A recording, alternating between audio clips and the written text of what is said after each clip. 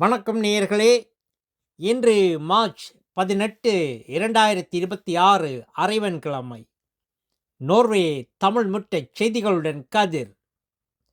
முதலில் தலைப்புச் செய்திகள். எரிபொருள் விலை ஏற்றம், இளவரசியின் மகன் வழக்கு, வட்டாரங்கள் இணைப்பு. இனி விரிவான செய்திகள். எரிபொருள் விலை ஏற்றம். அரசு பணக்காரராவதும் மக்கள் திண்டாடுவதும் முறையாகுமா? நோர்வேயில் எரிபொருள் விலை ஏற்றம் குறித்து நாடாளுமன்றத்தில் கேள்வி எழுந்தது.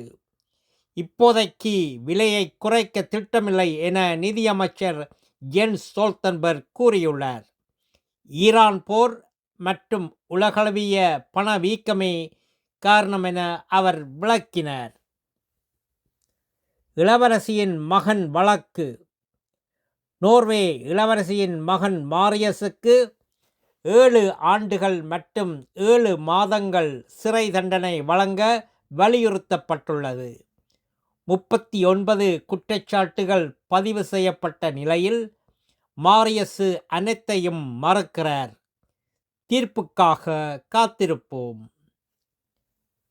வட்டாரங்கள் இணைப்பு.